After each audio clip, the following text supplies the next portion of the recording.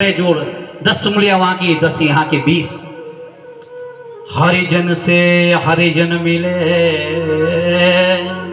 वे हंसे 7 करोड़। बंधुओं, हमारे जो जीवन में, हमारे शरीर में 3.5 करोड़, 3.5 करोड़ ये रोंगटे हैं। 3.5 करोड़, तो 3.5 करोड़ वहां से, 3.5 करोड़ यहां से खिल उठते हैं। बोलते मेरे तो रोंगटे रोंगटे खड़े हो रहे हैं। वहां से 7 करोड़। और जो वहां सत्संग हुआ है बंधुओं, जब संतों का सत्संग होता है, जो उनका वार्तालाप होता है, वही शास्त्र बन जाया करते बंधुओं। और यहां पर वेदव्यास जी ने अनुमति ली है कि मुझे बद्रिक आश्रम जाना है, प्रभु का आदेश है। और तुम अब यहां से संत के दर्शन के लिए जाओ, मैत्र जी के दर्शन, उनके आश्रम में जाओ। विदा हुई है और प्रस्थान किया है।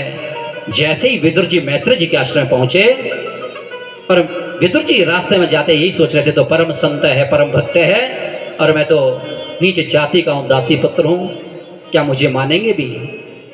और जैसे वहां पहुंचे हैं, अभिवादन हुआ है। अरे संत तो बड़े कृपालु दयालु होते हैं। उन्होंने विदुर जी से कहा, विदुर जी मैंने आपको पहचान लिया है, आप भगवान के परम भक्त हैं। अरे महाराज, आपकी कृपा दृष्टि सदैव बनी रहे।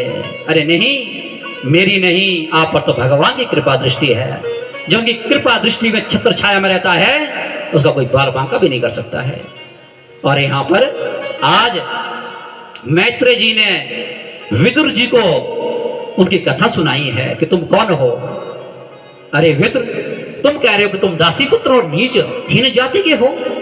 सुनो, तुम यमराज हो, पूर्व जन्म के यमराज हो। अरे महाराज, यमराज? जी हां। तो फिर मैं दासी पुत्र कैसे बना, कृपा करके मुझे समझाएं।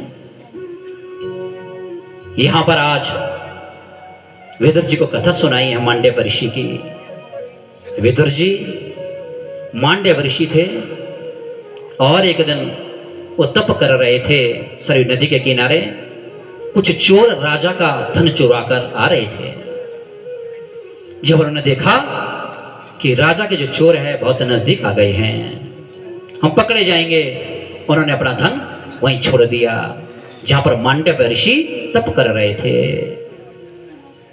और जैसे ही राजा के सिपाही आए, उन्हें देखा राजा का चुराया हुआ धन तो संत के पास है, और उन्होंने संत को हथकड़ियों बांध कर ले गया। ढोंग करते हो, चोर होकर यहां साधना तप कर रहे हो, हमारे राजा का धन चुराने वाले, हम तुम्हें अपने साथ हथकड़ियों बांध कर ले जा रहे हैं। जैसे राज दरबार में पहुंचे और राजा से कहा, राजा साहब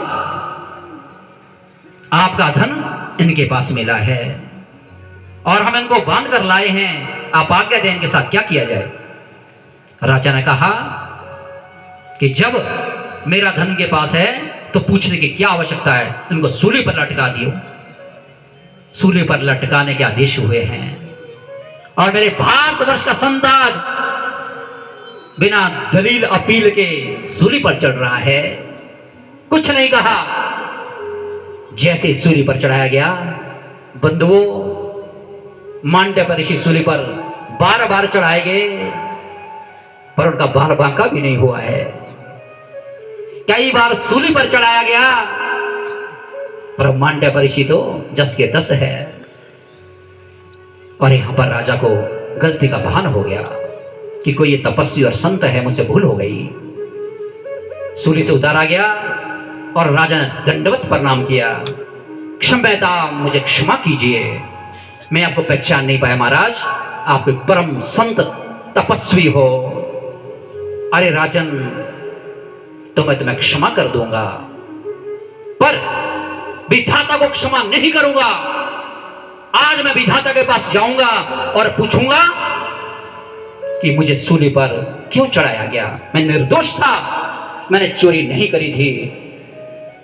और बंधुओं, आज भारतवर्ष का संत यमराज के दरबार में गया है, और जैसे ही यमराज के दरबार में गए, सवा दे गया है संत, यमराज भी कांपने लग गए हैं।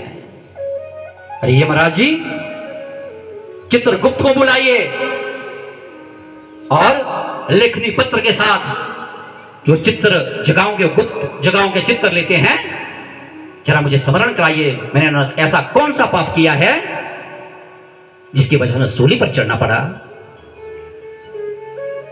चित्रगुप्त को बुलाया गया। चित्रगुप्त ने जब देखा कि जब ये 3 साल के थे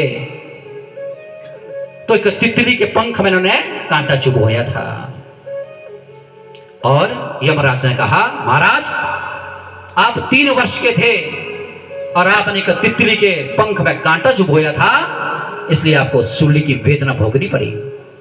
अरे दुष्ट, 3 साल के बच्चे को सजा नहीं दी जाती है, 3 साल के बच्चे को सपने में डराया जाता है, तुम्हारा भी दान ही गलता है, और मैं तुम्हें आज शाप देता हूं कि तुम नीच जाति में जाकर दासी पुत्र होंगे। और ये यमराज आज विदुषी है। बंधुओं, मांडव्य ऋषि की कथा यहां सुनाई है। ऐसा मेरा भारतवर्ष है, ऐसे संत महंत इस तरह धरा धाम पर प्रकट हुए हैं।